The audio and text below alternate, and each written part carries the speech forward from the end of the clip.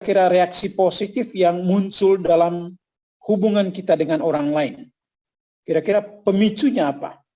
Kalau misalnya kita marah, kita jengkel, kita dendam.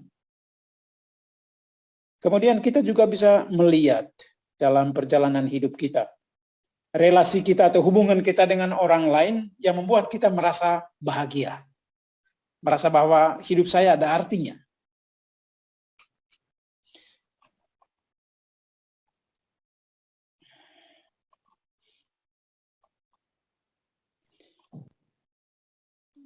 Pak Andre bisa, apakah saya bisa diberi, oke, ya. Yang berikutnya. Yep. Ya, di sini saya menulis siapa orang yang paling berkesan dalam hidup kita. Bisa jadi orang yang paling dekat, bisa jadi guru kita mungkin, atau teman kita. Nah, dalam relasi kita dengan orang lain itu bisa menimbulkan reaksi-reaksi yang positif. Nah, misalnya kita juga bisa melihat atau mencoba mengingat hal-hal yang membuat kita bahagia dalam hubungan kita dengan sesama. Next one, please.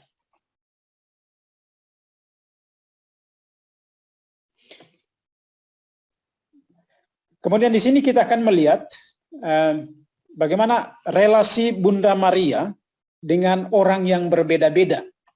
Yang pertama kita melihat Yosef, relasi dengan Yosef sebagai suaminya. Dan di dalam Injil hari ini dikatakan bahwa Yosef itu adalah seorang yang tulus hati. Dia tidak mau mempermalukan Maria dengan menceraikannya dengan diam-diam. Tetapi ketika dia merencanakan itu, tiba-tiba malaikat datang. Kemudian, Yosef juga menunjukkan tanggung jawabnya ketika mereka mengungsi ke Mesir. Ketika tahu Herodes itu mengancam hidup bayi Yesus, mereka berjalan malam-malam melalui padang gurun. Konon katanya itu jaraknya sekitar 500-an kilometer, itu sekitar jaraknya sekitar Yogyakarta-Bandung. Nah, dalam relasi dengan Yosef ini membangkitkan dalam diri Maria suatu kepekaan terhadap orang lain, terhadap penderitaan orang lain, terhadap kesusahan orang lain. Jadi kepekaan itu dibentuk dalam relasi Bunda Maria dengan Santo Yosef. Maka ketika mereka mengikuti perkawinan di Kana, orang kehabisan anggur. Dia melihat dan dia tahu persis bagaimana seorang tuan rumah akan kehabisan makanan, akan menjadi kehilangan muka atau menjadi malu, dan dia mengambil inisiatif mendekati Yesus Sang Putra. Next one, please.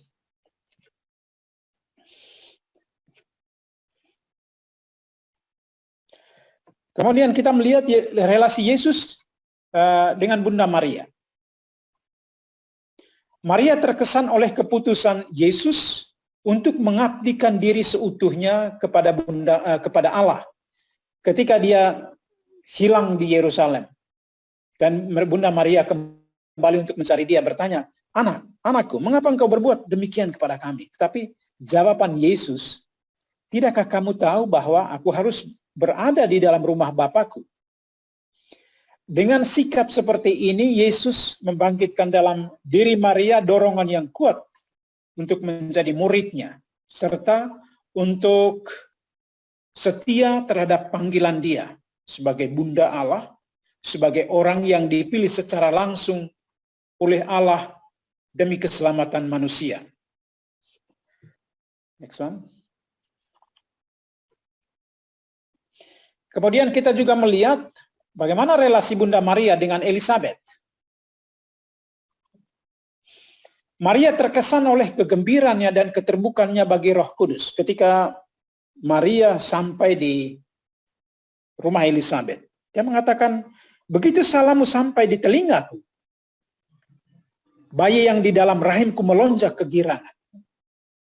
Dan di situ juga melalui Elizabeth, Maria menemukan dalam dirinya dorongan yang kuat untuk memuji Tuhan. Karena pertama, Elizabeth menegaskan, siapakah aku ini sehingga ibu Tuhanku datang mengunjungi aku. Kemudian dia mengatakan, terberkatilah engkau di antara segala wanita. Dan dengan ungkapan dan perkataan Elizabeth ini, Maria menemukan dalam dirinya sendiri dorongan untuk memuji Tuhan dia, sehingga dia menyanyikan Magnificat. Next one, please.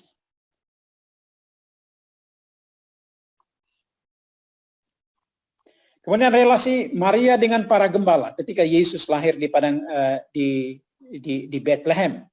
Maria mengagumi semangat mereka yang polos, orang-orang yang sederhana, orang-orang yang miskin, dan tetapi hati mereka begitu terbuka bagi kabar gembira. Mereka dan sikap para gembala ini membangkitkan dalam diri Maria sikap merenungkan jalan Allah yang kadang-kadang mengherankan, kadang-kadang yang ajaib, tetapi juga susah dipahami, dan itu akan memakan waktu untuk bisa menyelami apa maksudnya ini. Sehingga Maria menyimpan semua itu dalam hatinya dan merenungkannya. Next one.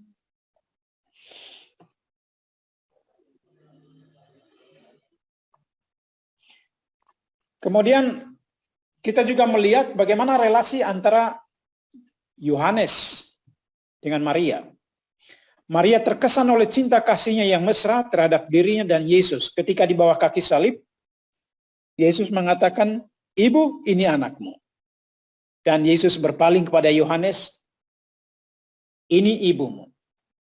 Yohanes dengan cara seperti ini, Yohanes membangkitkan dalam diri Maria perutusan untuk membentuk murid-murid sejati Yesus. Secara pribadi saya melihat bahwa peristiwa di kaki salib ini merupakan penyerahan Yesus,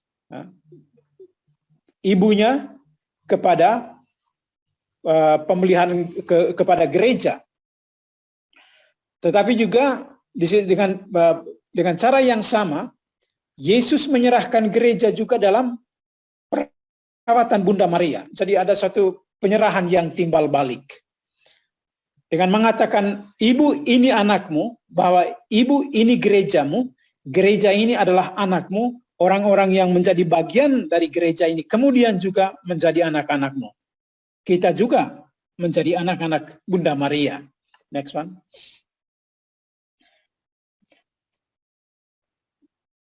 Itu tadi pengalaman dari Alkitab, bagaimana kita melihat relasi Bunda Maria dengan orang yang berbeda-beda. Kemudian kita melihat dari sumber yang ditulis oleh Santo Montfort sendiri. Relasi yang terjalin antara Allah dan Maria. Yang pertama, Allah Putra telah turun dan tersembunyi di dalam rahim Maria. Peristiwa inkarnasi. Next one.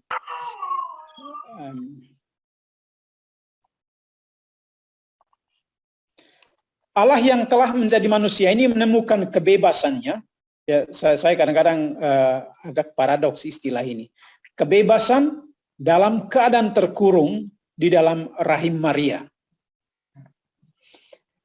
Mungkin kebebasan yang dimaksudkan di sini adalah bahwa di dalam keterkurungan itu, ia menemukan kemuliaan dirinya dan Bapanya, dan dia menyembunyikan kesemarakan itu dari publik, dari orang lain, dari khalayak. Dan kesemarakan ini hanya diketahui oleh Maria. Memang Maria menyimpan begitu banyak rahasia dan merenungkan kadang-kadang peristiwa yang aneh-aneh. Next one.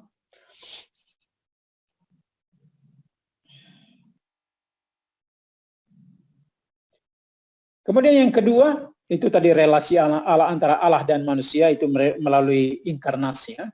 Kemudian yang kedua adalah relasi antara umat beriman, kita dengan Bunda Maria. Menurut Montfort, Maria adalah forma Dei, Maria adalah cetakan Allah. Barang siapa dituangkan ke dalamnya dan mau dibentuk akan menerima ciri-ciri khas Yesus Kristus. Yang ketika kita berbicara tentang cetakan Allah ini, kita mesti ingat tentang tanah liat dan tukang periuk. Dan untuk dimasukkan ke dalam cetakan, kita seperti adonan, kita dibentuk, kadang-kadang harus dipotong ke sana kemari atau mungkin harus dihancurkan lagi untuk mendapatkan bentuk yang ideal. Mungkin dalam konteks seperti itu, kita dicetakkan menurut kehendak Allah. Dan sekiranya kita bisa mau dibentuk dan dituang ke dalam cetakan itu, maka niscaya kita juga akan bisa menerima kualitas-kualitas yang dimiliki oleh Tuhan Yesus. Saya tadi berpikir bahwa ini adalah suatu cara yang lain untuk meneladani Yesus, untuk mengikuti Yesus. Dan Santo Montfort mengatakan, inilah cara yang aman untuk mengikuti Yesus, tanpa resiko bahwa kita menyimpang. Karena apa? Kita menggunakan forma Dei, yakni Maria sendiri. Yang berikut.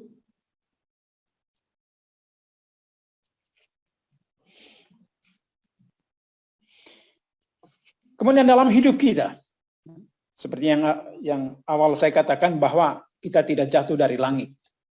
Kita selalu ada, aku ada karena orang lain ada. Bahkan hidup kita itu juga berarti karena ada orang lain di sekitar kita. Seorang ayah menjadi seorang ayah ketika ada anak-anak, ketika ada sang istri. Demikian juga seorang ibu. Kami sebagai imam, kami dikatakan sebagai pastor, sebagai gembala, akan memiliki arti, akan ada maknanya kalau ada umat. Kalau tidak ada umat, maka imam juga tidak ada. Kemudian dalam konteks Yesus, hanya Yesus yang dilahirkan dari roh. Saya kira ini sesuatu yang sangat luar biasa. Bahkan Al-Quran pun mengakui bahwa Yesus itu lahir dari roh Allah. Tapi memang dengan cara yang sangat dramatisir diungkapkan dalam Al-Quran bahwa roh itu ditiupkan ke dalam Maria, ke dalam rahim Maria. Sedangkan kita sebagai manusia dilahirkan karena cinta orang tua kita. Maka hidup kita pun karena kita lahir di dunia ini karena cinta, maka hidup kita juga terarah pada cinta itu sendiri. Next one. Yang pertama, kita bertumbuh dan berkembang juga karena jasa dan cinta orang lain. Jasa orang tua kita, jasa guru-guru kita, mungkin juga jasa orang-orang yang mencarikan pekerjaan kepada kita, atau jasa orang-orang yang memberikan pekerjaan kepada kita. Kita juga ikut berkembang karena pemikiran orang lain, karena buku-buku yang kita baca, atau karena komentar dan renungan orang di sosial media. Dan di situ kita ikut bertumbuh. Secara batin, secara emosi, kita bertumbuh dan berkembang karena orang lain. Kita juga bisa belajar dari orang lain. Misalnya riwayat hidup orang-orang kudus. Riwayat orang-orang yang memberikan dirinya, seperti salah satu orang dokter dari Indonesia yang memberikan hidupnya, mengabdikan hidupnya untuk orang-orang di Papua. Saya kira namanya siapa? Dr. Lim. Dan cara hidup mereka itu ikut juga mempengaruhi kita. Cinta orang lain yang menggetarkan ikut juga menginspirasi kita. Akan tetapi kita tahu bahwa untuk mengusahakan cinta dan menjadi pribadi yang penuh cinta itu tidak mudah. Kita akan banyak menghadapi tantangan. Seringkali orang mengatakan bahwa hal yang paling menyakitkan itu adalah hal-hal jahat yang dilakukan oleh orang-orang yang paling dekat dengan kita.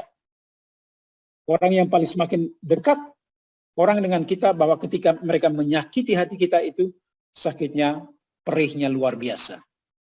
Next one please.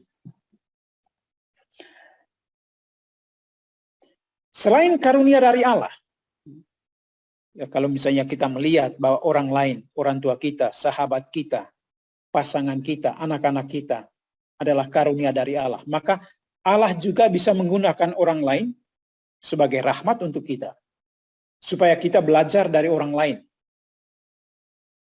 Saya kira kita semua pernah belajar dari orang lain, meniru orang lain. Dan tadi kita melihat dalam bagian pertama bagaimana Bunda Maria belajar dari orang lain, dari orang yang berbeda-beda. Kelebihan dan kekuatan orang lain ikut meneguhkan dan menjadi inspirasi bagi Bunda Maria. Next one. Dari Santo Yosef, Maria belajar tentang ketulusan hati. Nothing tulus. Jadi orang Jadi memang genuine, orang tulus. Bukan karena mau saya melakukan sesuatu supaya saya mendapat pujian. Ada begitu banyak orang melakukan sesuatu supaya dipuji. Supaya dikira, wow, hebat, orang hebat. Nah, persoalannya, orang-orang ini akan rentan menjadi orang yang tidak bahagia. Karena kalau tujuan mereka melakukan sesuatu yang baik itu untuk mendapat pujian, ketika orang tidak memuji dia, mereka akan ambruk, mereka akan stres. Masa perbuatan saya tidak pernah dipuji? Karena apa? Tujuannya tadi kita berbuat sesuatu untuk mengesankan orang lain, untuk membuat orang lain terpesona dengan kita, atau untuk mengundang pujian dari orang lain. Kemudian dari Yohanes, Santa Maria belajar cinta penuh dengan kelembutan. Dan itu juga menginspirasi hidup Bunda Maria. Saya yakin bahwa ketika Tuhan Yesus mengatakan, ini bundamu, mungkin mulai hari itu, Bunda Maria yang begitu kehilangan anak semata wayangnya, dipapa dan diantar ke rumah di mana para rasul berkumpul. Kemudian di situ juga Allah menggunakan orang-orang terdekat untuk membuat kita semakin baik dan terus berjuang menjadi lebih baik lagi. Mungkin orang-orang yang di sekitar kita menasihati kita.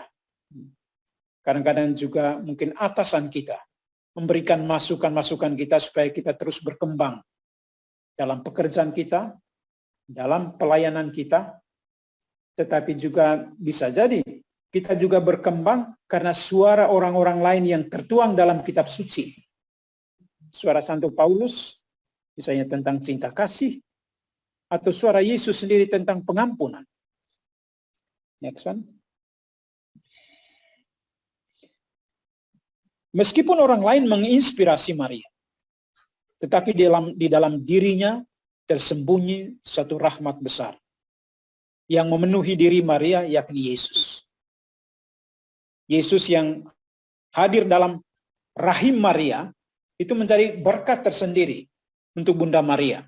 Di satu sisi Maria membentuk Yesus sebagai manusia, dia mendidik selayaknya orang tua mendidik anak-anak mereka. Tetapi di sisi lain, Yesus yang ada di dalam diri Maria juga memuliakan, menyucikan, dan melakukan mujizat-mujizat besar dalam hidup Bunda Maria. Kadang-kadang perkataan-perkataan Yesus, kalau kita dari segi manusiawi, kita bisa mengatakan perkataan ini tidak masuk akal. Atau perkataan ini tidak sopan, tidak patut. Ketika Bunda Maria dan keluarga besarnya mencari, mereka mendengar bahwa Yesus sudah berada di kota dan dia sedang berkhotbah di sinagoga. Mereka mau bertemu dengan dia. Ada penjaga sinagoga mengatakan, ibu dan saudara-saudarimu ada di sini mau bertemu dengan engkau. Tapi Yesus mengatakan, siapakah ibuku, siapakah saudara-saudaraku? Next one. Mungkin kehadiran Allah ke dalam dunia melalui rahim Maria merupakan satu mujizat yang paling hebat. Dan untuk orang-orang sezamannya, orang-orang Yahudi, mereka tidak bisa menerima hal ini. Mereka tidak menerima bahwa Yesus itu adalah putra Allah. Allah yang menjelma menjadi manusia. Karena itu, mereka kesal dengan Yesus. Mereka benci dengan Yesus. Dan berbagai macam tuduhan diarahkan kepada Yesus. Dan karena tuduhan-tuduhan itu, akhirnya Yesus meregang nyawa di salib. Cinta yang murni bertumbuh dalam dua kekuatan, yaitu kekuatan kebaikan dan jahat. Kita tahu bahwa kejahatan dan kebaikan itu selalu berjuang. Kalau kita misalnya membaca kitab dari Job, ketika dia menerima kemalangan, keluarganya hilang, anak-anaknya hilang, segala hartanya hilang. Kemudian kawan-kawannya menggoda dia. Bagaimana mungkin kau tetap percaya kepada Tuhan Allah? Kalau memang Allah itu ada, Allah itu mengasihi engkau, seharusnya engkau tidak mengalami koreng seperti ini. Seharusnya engkau tidak mengalami kesusahan dan kegetiran karena kehilangan orang-orang yang engkau kasihi. Tetapi Job mengatakan bahwa kalau kita bisa menerima hal-hal yang baik dari Allah, mengapa kita tidak bisa menerima juga hal-hal yang kurang menguntungkan hidup kita? Next one.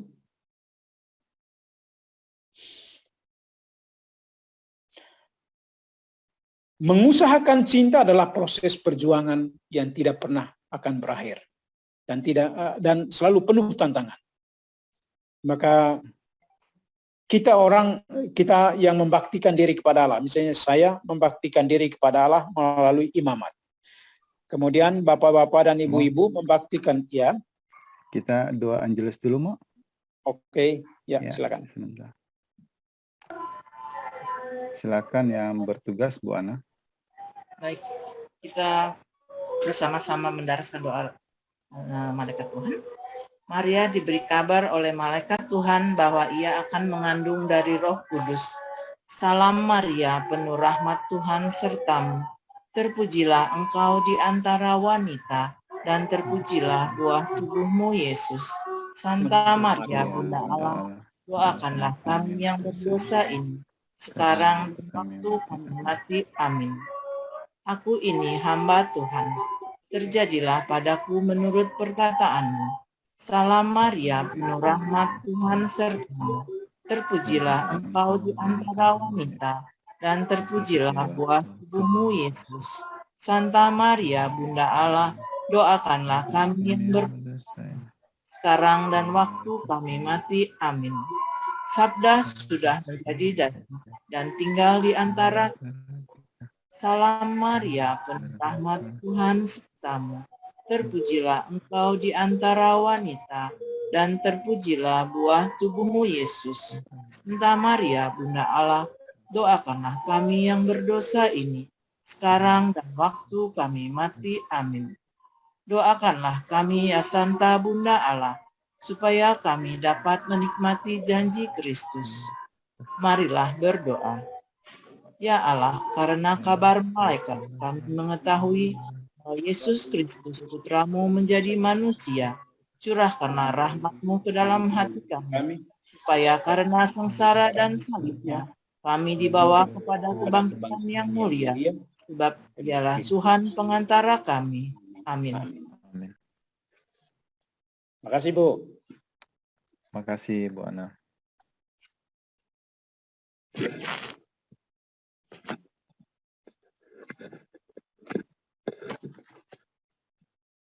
Oke, kita lanjutkan ya.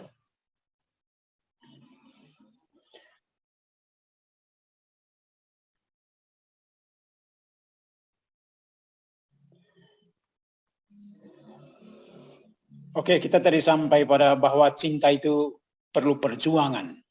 Karena kita akan menghadapi tantangan.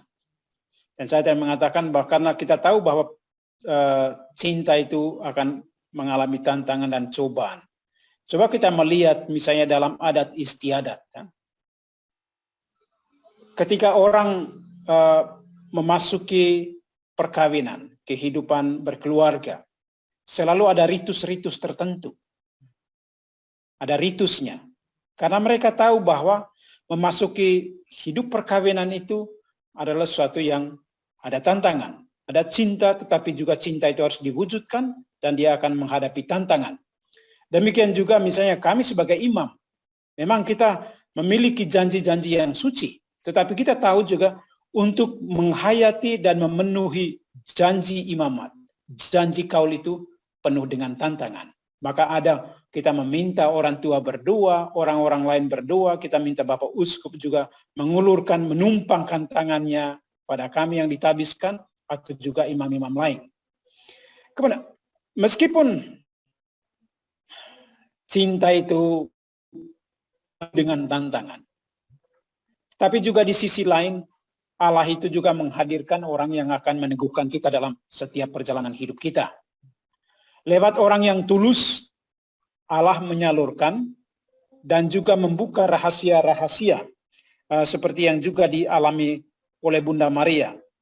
Kadang-kadang rahasia yang kita hadapi dalam hidup kita, kita tidak mengerti, tetapi orang lain akan bisa membantu kita. Misalnya seperti tadi, orang-orang di sekitar Bunda Maria itu semacam membukakan satu wawasan baru untuk meneguhkan iman dia bahwa kehadiran orang, bahwa ketulusan itu diperlukan dalam hidup, kebaikan hati juga diperlukan dalam hidup. Kita maju. Misalnya dari Simeon. Simeon membantu Maria untuk menyelami misteri pedang atau penderitaan. Ketika Simeon mengatakan bahwa anak ini, Yesus ini akan menimbulkan pertentangan. Bahwa ada orang yang dijatuhkan, tapi ada juga orang yang dinaikkan. Pertentangan-pertentangan. Tetapi untuk Maria, dia mengatakan sebuah pedang akan menghujam engkau. Minimal, nubuat Simeon ini membuat Maria untuk bisa bersiap-siap, mengantisipasi apa yang dia hadapi. Dan hal itu terjadi ketika Bunda Maria mengikuti jalan salib dari awal sampai akhir. Ya. Dia tidak dekat, tetapi dia hadir. Dan penderitaan dia, kalau misalnya dalam film, saya kira dalam film apa judulnya, film si Mel Gibson, itu tangisan Bunda Maria di stasi yang terakhir itu sangat mengharukan. Kemudian Elizabeth meneguhkan Maria sebagai ibu sang Mesias. Mungkin awal mulanya Maria tidak tahu. Tetapi Elizabeth mengingatkan dia, siapakah aku ini sehingga ibu Tuhanku datang mengunjungi aku. Dan di situ Maria baru sadar, oh, saya ini ibu Tuhan. Jadi Elizabeth membantu Maria menyadari bahwa dirinya istimewa, bukan saja di hadapan mata manusia, tetapi juga di hadapan Allah. Oke, yang berikut. Kadang kita tidak mampu melihat kelemahan dan kelebihan kita. Jika kita hanya fokus pada diri kita sendiri. Atau kita hanya mengandalkan kekuatan kita untuk memahami diri kita sendiri. Kita perlu orang lain. Kadang-kadang orang lain itu bisa menjadi cermin untuk kita. Karena ada orang mengatakan, kita harus mendengarkan orang-orang yang membenci kita. Karena mereka akan membeberkan segala kelemahan-kelemahan kita. Dan kita mesti belajar. Karena seringkali mereka mengatakan sesuatu yang benar. Orang lain membantu kita juga untuk bertumbuh. Dan untuk bisa menempatkan diri dengan orang lain ini, kita perlu persahabatan. Relasi kita membantu kita untuk bertumbuh. Dan juga relasi kita membantu kita juga untuk melihat sisi-sisi istimewa dalam hidup kita. Mungkin kita sendiri tidak menyadari, tapi orang lain melihat kita. Next one. Orang lain juga membantu kita untuk menemukan cara, bahkan membantu kita untuk menjadi panutan. Orang lain bisa menjadi panutan bagi kita, bagaimana kita bangkit dari keterpurukan hidup. Dan terus mengembangkan talenta dan kelebihan yang kita punyai. Ketika kita memiliki ikatan yang kuat dan ikatan yang mesra dengan Tuhan dan sesama, hidup kita akan penuh dengan rasa syukur.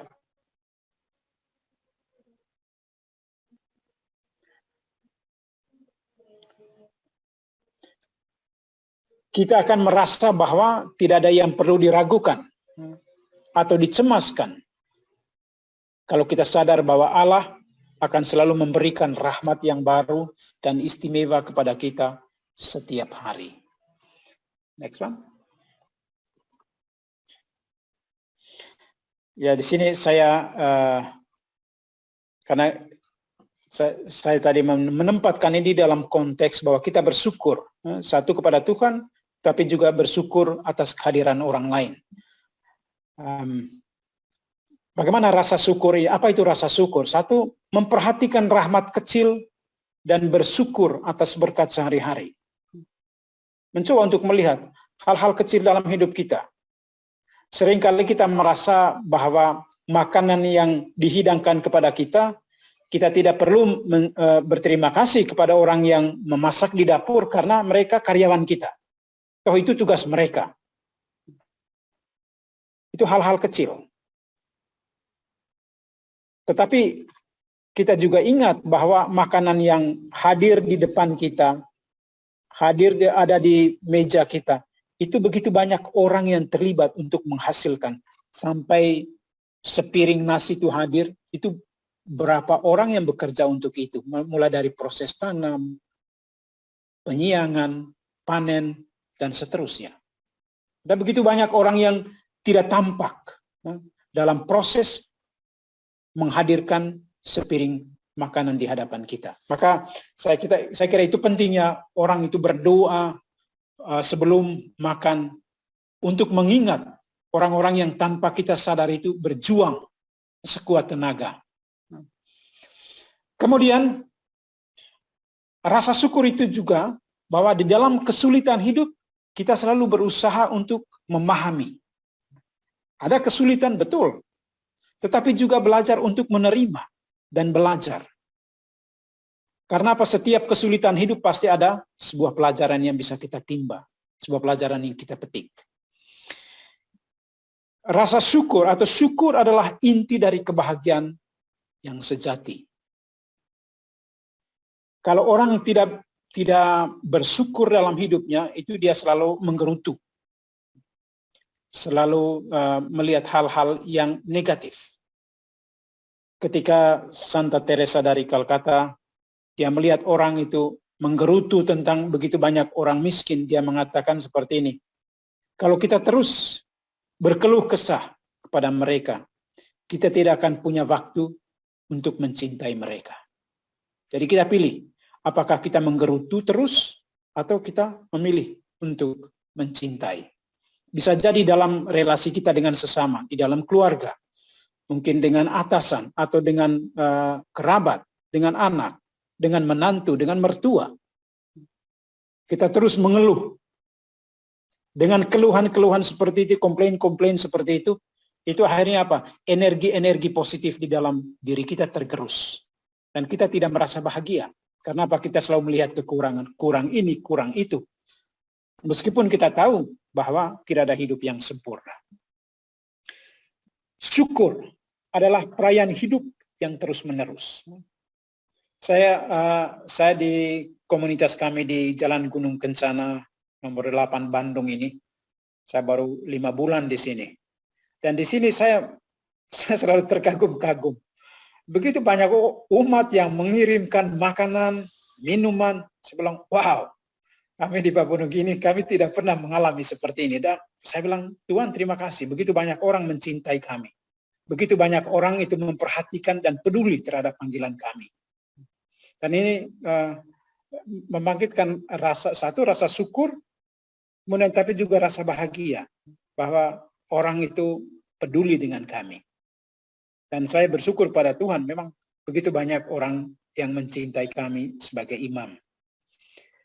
Syukur adalah perayaan hidup. Jadi perayaan hidup terus menerus. Cobalah misalnya bangun pagi, mulai dengan kata Tuhan terima kasih.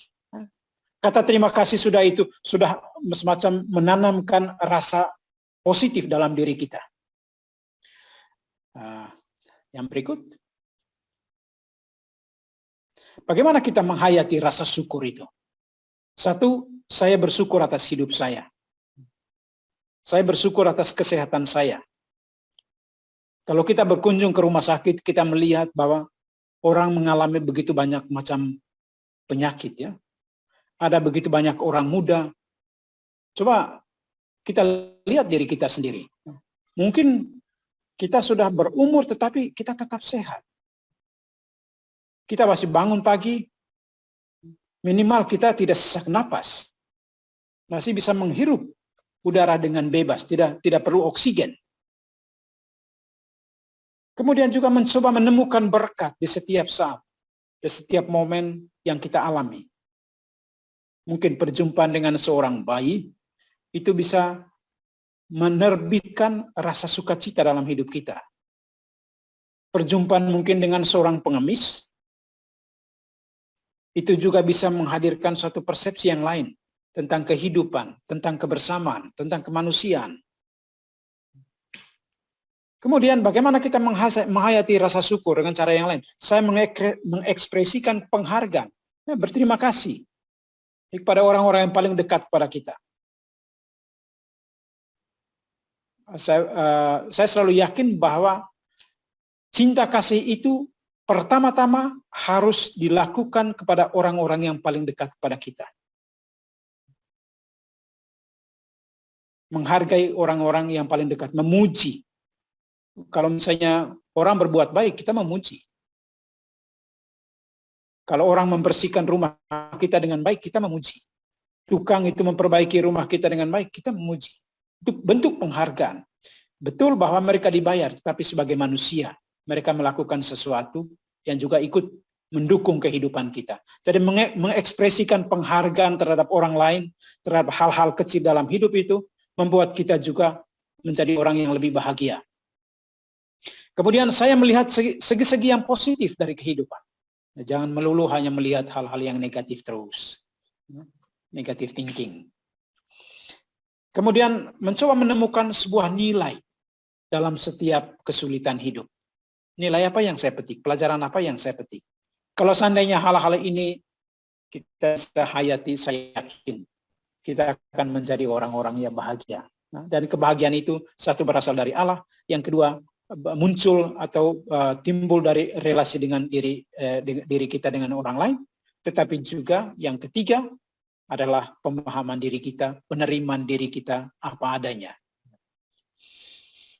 Saya kira itu saja yang ingin saya sharingkan pada malam hari ini. Mohon maaf kalau terlalu lama ngomongnya, saya tidak tahu berapa menit yang diberikan kepada saya. Ya. Baik, terima kasih. Ya, terima kasih Romo. Ini ada sesi tanya jawab, Mo.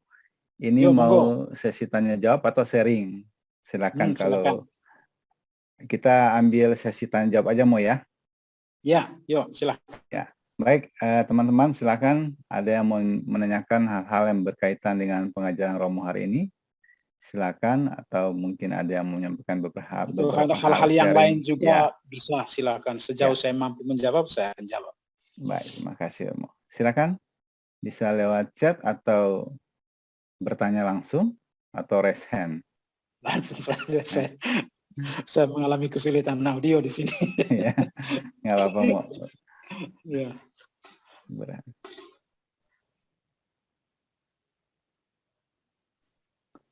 Silakan ibu-ibu atau hal-hal lain juga, tidak ada masalah.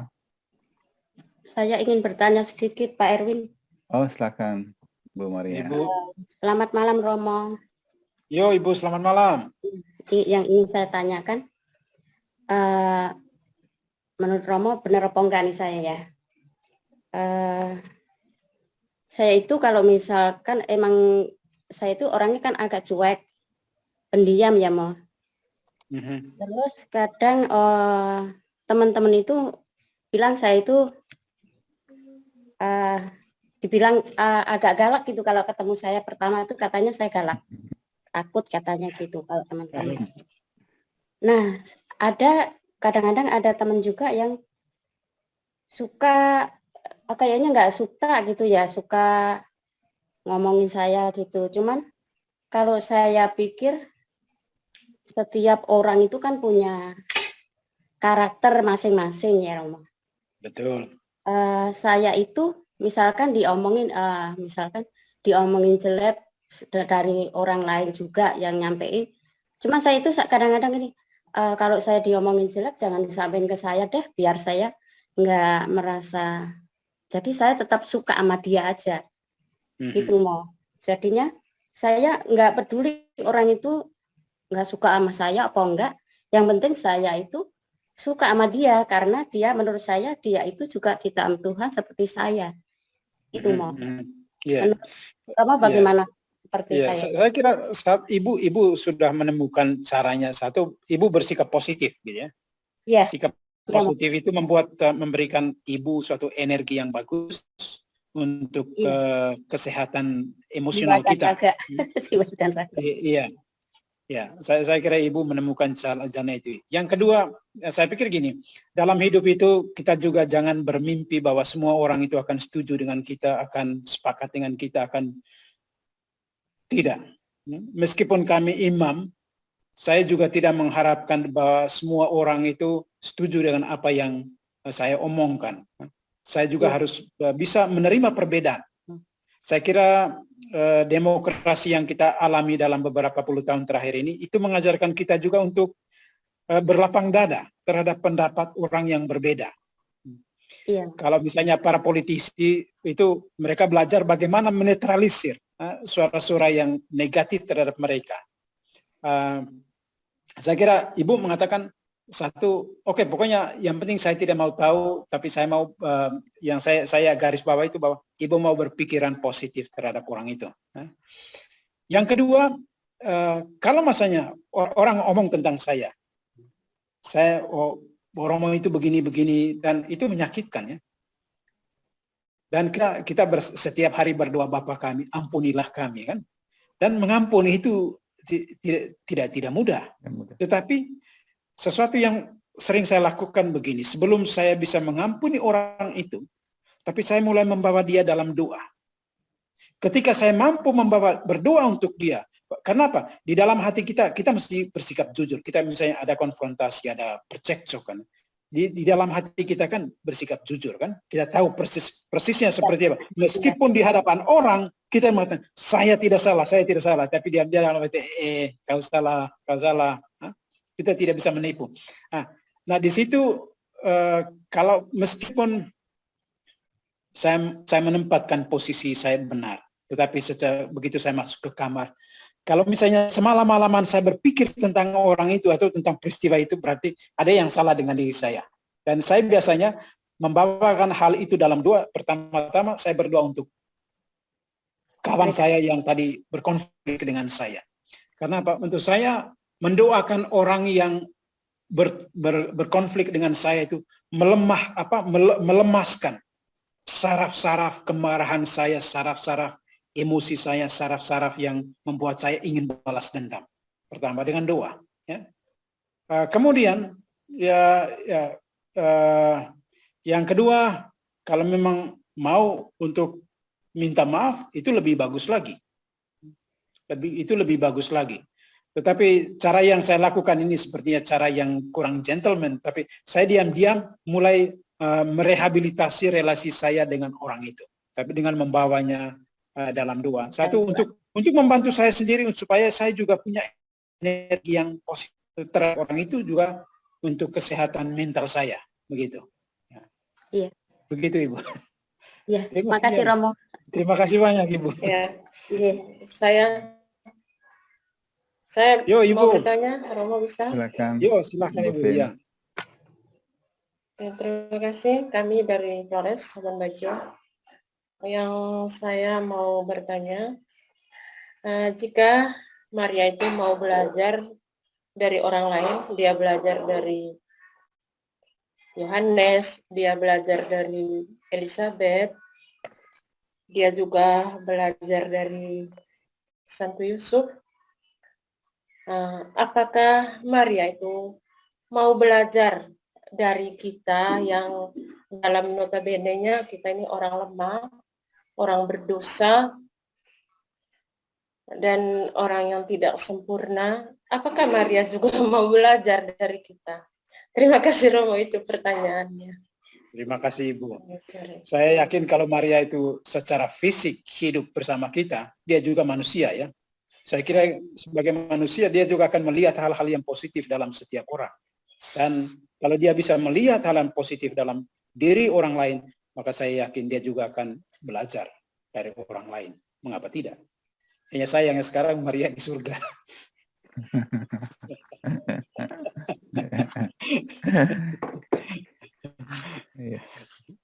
Begitu Ibu.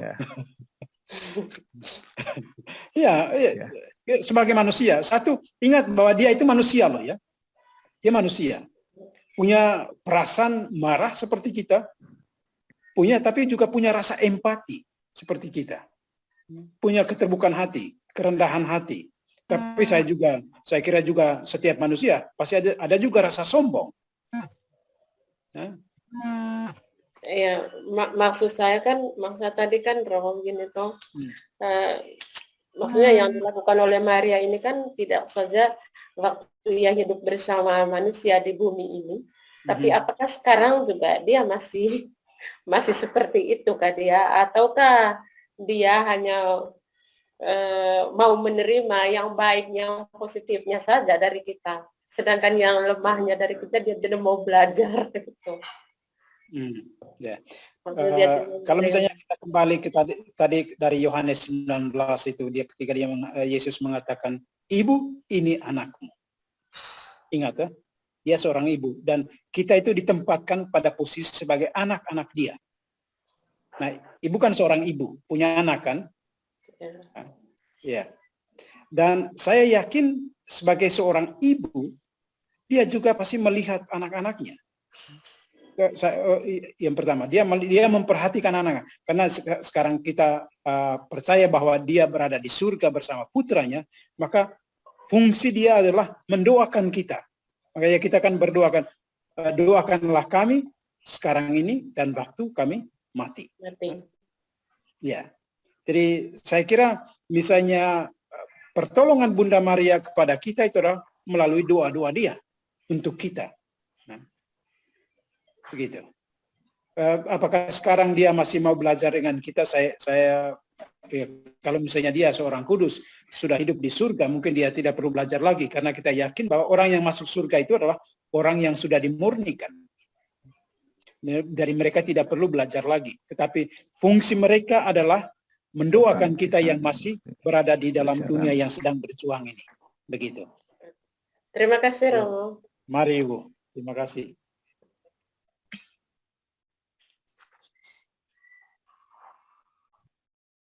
Masih ada lagi? Masih ada lagi, silakan.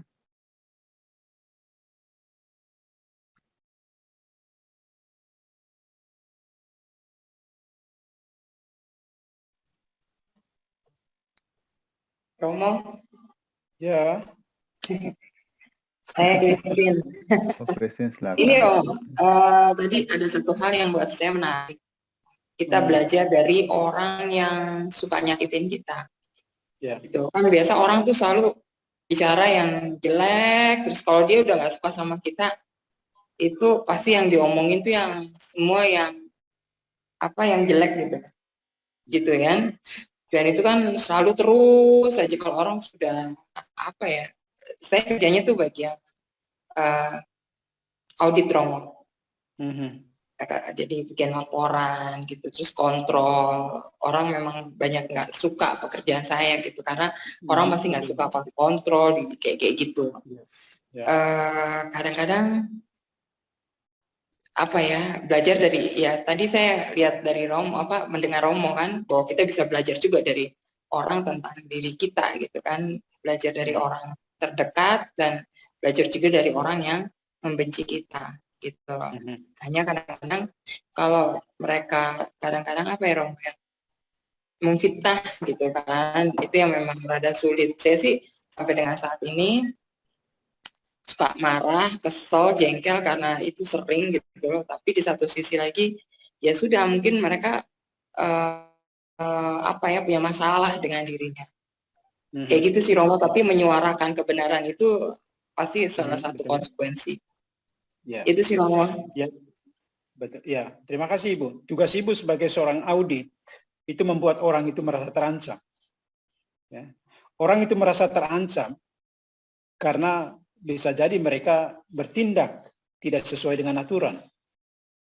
Maka salah satu pelampiasannya adalah memarahi ibu atau membenci ibu karena apa? Mereka terancam. Nah, seperti ibu punya prinsip bahwa kebenaran itu harus ditegakkan. Di tengah pencuri, atau orang yang mengagung-agungkan kejahatan, satu-satunya yang salah adalah kebenaran. Maka kalau misalnya ibu menerima itu sebagai resiko dari sebuah tugas, ya, apalagi misalnya kalau ibu bekerja untuk negara, ibu kan harus melayani banyak orang kan, dan kesejahteraan. Kalau bahasanya Ahok itu, dia harus mengadministrasi keadilan sosial, ya kan? Ya, atau kalau misalnya ibu bekerja untuk sebuah perusahaan, ya kan punya tanggung jawab moral di situ, ya, menegakkan apa yang benar. Nah, seperti yang saya katakan tadi, bahwa jangan mengharapkan bahwa semua orang itu suka dengan kita, jangan. Itu kita nanti stres sendiri. Jadi kita harus menerima bahwa memang ada orang yang tidak suka dengan kita. Ada orang yang ya benci kita, tidak apa-apa. Tetapi sekali lagi kita melihat di dalam diri kita.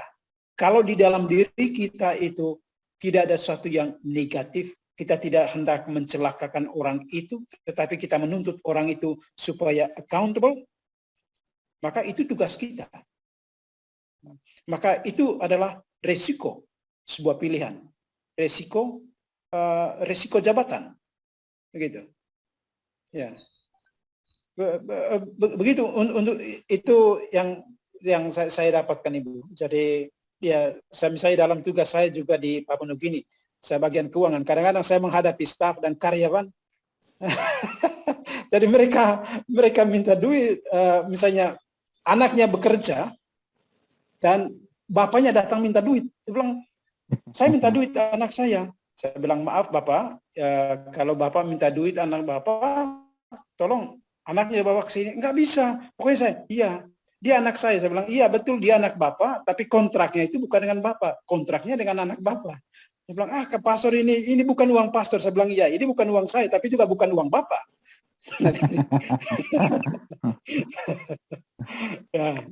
Ya, begitu Ibu. Jadi, ya, saya kira ya, untuk saya intensi kita itu seperti apa. Kalau memang kita tidak punya niat jahat, ya, kita tidak punya niat jahat, ya kita aman-aman saja.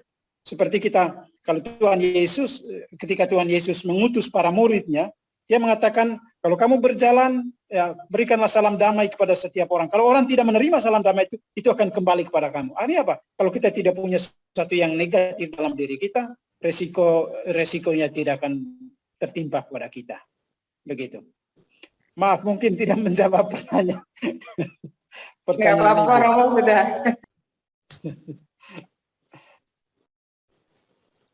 Baik, terima kasih. Terima kasih banyak, Ibu. Ada yang mau lanjut lagi untuk pertanyaan berikutnya?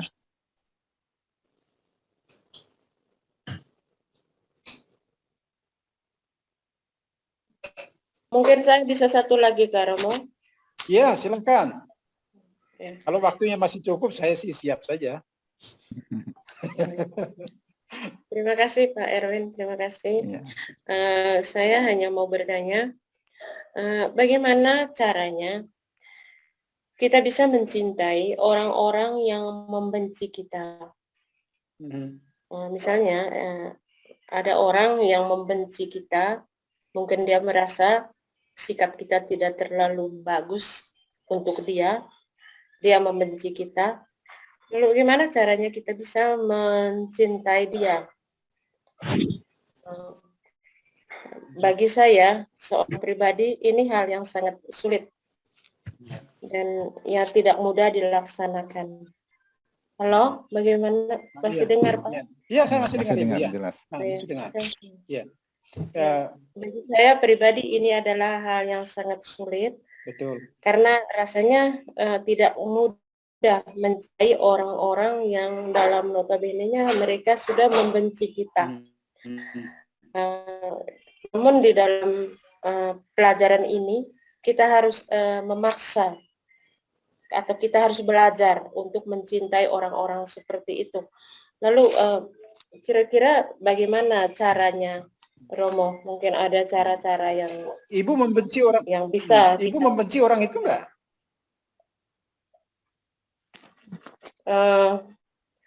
ya terkadang ya ketika masalah itu sedang hangatnya, misalnya ya hal itu sedang hangatnya, tentu kita bukan mencintainya, tapi kita membencinya. Jika dia membenci kita, ya kita juga membenci. Nah sekarang caranya untuk mencintainya itu bagaimana? Ya. Satu, biasanya orang membenci itu karena pertama-tama kita merasa terluka, ya kan? Jadi mungkin harga diri kita itu merasa tidak dihargai, atau martabat kita itu dihinakan, dan di situ kita memposisikan diri bahwa saya sebagai korban karena dia menghina saya. Maka seringkali orang yang mengatakan saya sebagai korban, kita semacam melegitimasikan bahwa kalau saya korban maka saya punya hak untuk membalas dendam, ya kan? Saya punya hak untuk membalas dendam. Justru itu yang berbahaya, bahwa kita menempatkan diri sebagai korban. Nah, kalau misalnya itu yang terjadi, itu harus disembuhkan. Bahwa satu, memang mungkin bukan sebagai korban, tapi seperti yang saya katakan, salah satu cara untuk bisa memulihkan itu. Tapi kalau misalnya itu lukanya dalam, itu jangan juga mengharapkan bahwa akan tersembuh atau disembuhkan dalam waktu yang singkat. Ada orang yang akan memakan waktu yang lama untuk bisa menyembuhkan rasa benci itu. Tetapi kalau misalnya ibu kan bertanya sekarang ini, bagaimana caranya? Saya yakin itu ibu punya satu niat yang positif, bahwa ibu itu mau memperbaharui, ya, untuk mengurangi rasa benci itu. Kalau bisa menghilangkan rasa benci itu, mulailah dengan mendoakan orang itu, ibu. Dan dengan doa itu, bukan saja kita membebaskan diri dari rasa sakit dan rasa benci itu. Pertama, doa itu membebaskan kita dari rasa sakit, tetapi juga itu memberkati orang yang membuat sakit dengan kita. Gitu. Makanya tadi saya mengatakan untuk saya, doa untuk orang-orang yang menyakiti saya itu, pertama-tama itu akan melemaskan saraf-saraf kemarahan saya. Melemaskan saraf-saraf kebencian saya dengan doa. Kalau misalnya kita sudah berani membawakan orang itu dalam doa, yakinlah itu akan pelan-pelan tergerus rasa bencinya itu. Kemudian yang kedua, kalau misalnya kita menunjukkan rasa empati kepada orang itu, dan orang itu tidak peduli, dia tetap benci dengan kita, artinya apa? Hatinya ibu seperti kapas, mau menunjukkan hati baik. Tetapi kalau orang di seberang itu tidak menerima, jangan juga mengharapkan dia menerima. Tidak apa-apa. Yang penting niatnya ibu itu bersih. Saya kira di situ roh itu bekerja di situ, bahwa ibu mau memperbaiki relasi itu. Nah, kalau misalnya orang mau memperbaiki relasi itu karena dia mau supaya bersatu lagi, itulah salah satu buah roh ibu. Ya. Orang-orang yang berjuang kesatuan, kedamaian, itu adalah buah roh. Tetapi orang-orang yang diliputi rasa benci, itu bukan buah roh kudus. Kekuasaan roh jahat menguasai hati kita. Untuk saya ibu, ya, ini kasus per kasus ya. Kalau misalnya saya tahu persis bagaimana detailnya, mungkin kita bisa oke, mungkin jalannya seperti ini. Begitu. Ya. Mungkin nanti masa Natal ini mencoba untuk mengirimkan kartu Natal atau telepon mereka, atau kirim pesan di WA. Nah, itu salah satu cara untuk memperbaiki, untuk memulihkan, untuk mengurangi juga rasa sakit hati kita. Nah, salah satu doa itu juga mengurangi rasa sakit hati, rasa benci kita terhadap orang lain. Maka doa itu membebaskan kita sendiri, menyembuhkan kita sendiri, tapi juga membebaskan orang lain. Begitu, Ibu. Terima kasih, Romo. Mau Mari. tanya, Romo. Yo, silakan. Itu kan tadi konteksnya kalau kita mendoakan yang membenci kita, yang menyakiti kita. Sekarang kalau posisinya posisinya adalah kita yang ingin berdamai dengan orang. Kita menyakiti dia, terus kita ini. Dan sepertinya ini yang pertama nih ya. Dia nggak mau menerima kita. Belum kayaknya seperti mau memaafkan. Terus atau dia menjaga jarak. Itu yang pertama, itu gimana.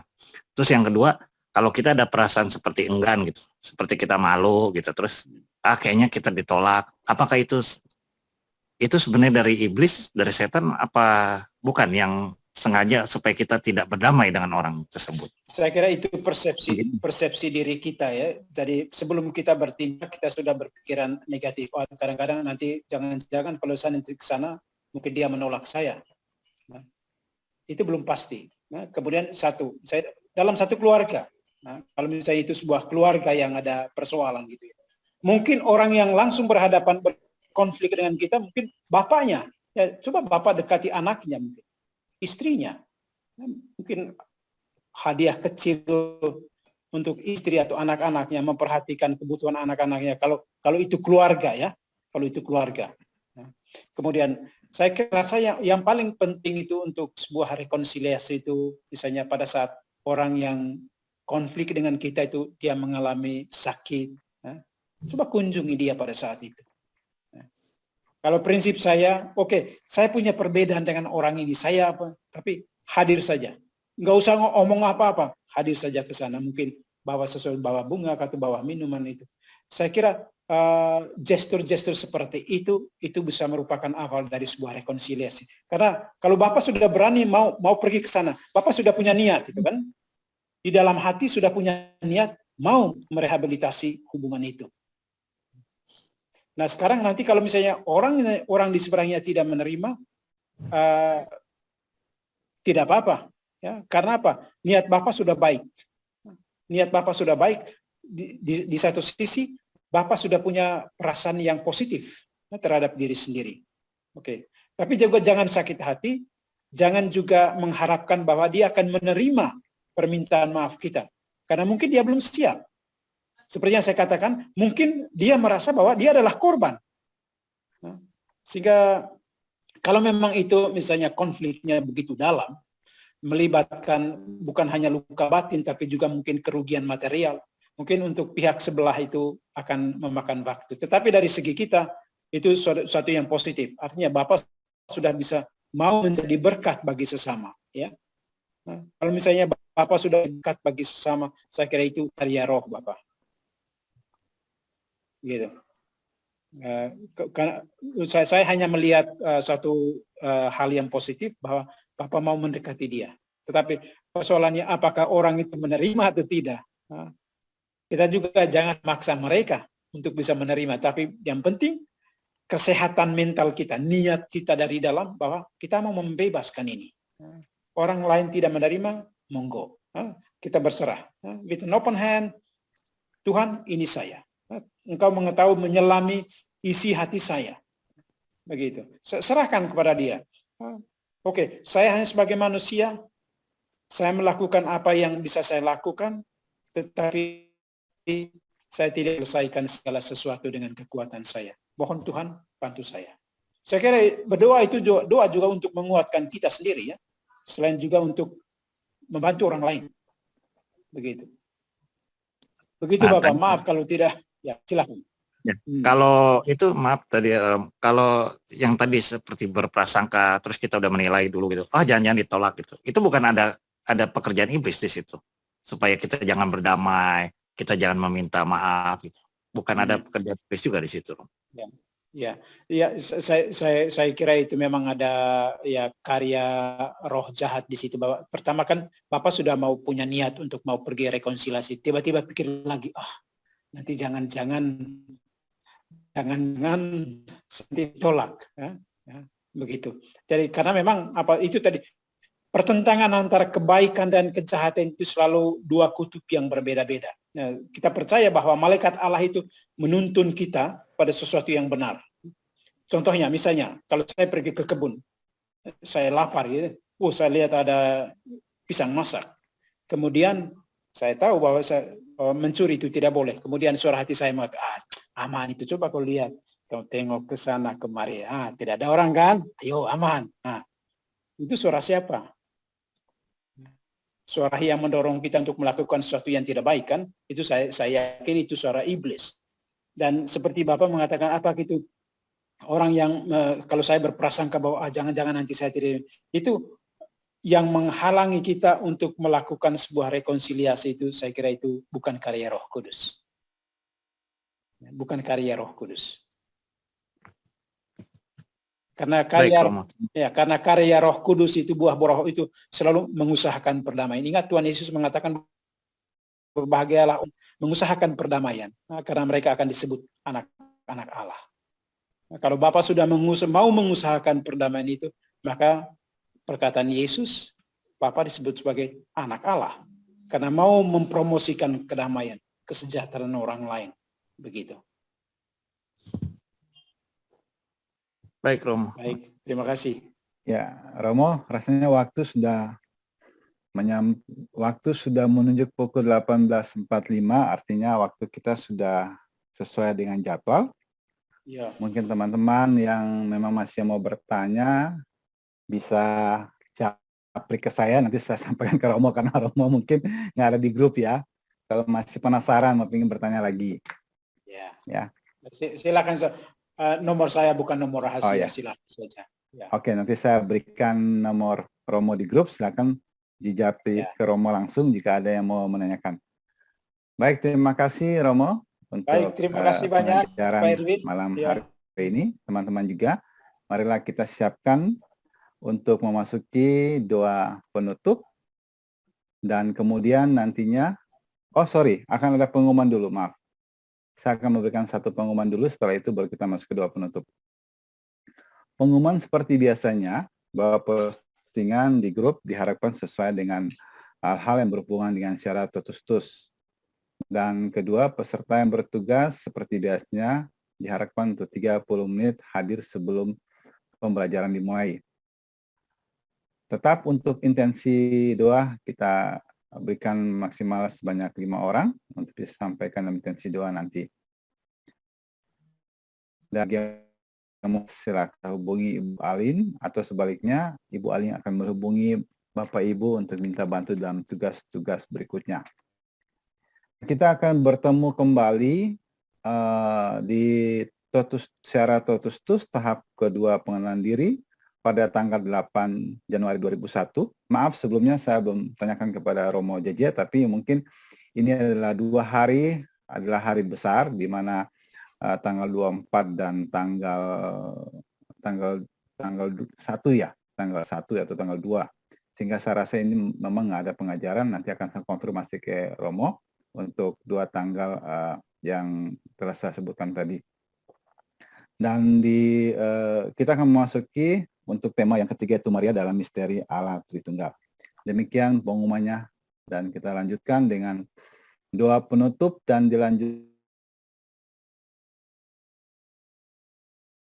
Kita sama-sama hati, kita bersatu dalam doa penutup. Sama Bapa dan Putra dan Roh Kudus, amin. Peran Maria yang suci, Bunda penembus dunia, kami memulai Engkau menjadi pelindung dan pembimbing hidup kami.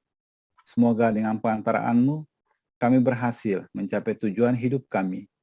Semoga kami dipenuhi dengan terang kekuatan, kepandaian, dan kerendahan hati. Ya Bunda yang baik, lindungilah kami terhadap roh keangkuhan hati dan terhadap nafsu yang jahat.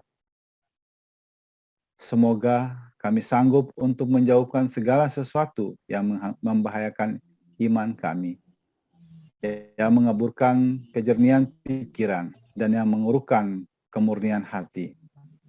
Ya Maria, semoga dengan bimbingan-Mu kami berjalan tak tergoyahkan, melangkah dengan berani dan kokoh, maju dalam kebenaran dan kebaikan, dan makin mengenal Yesus Kristus Putra-Mu. Amin. Mohon untuk berkat penutup dari Romo. Tuhan bersamamu. Dan bersama rohmu.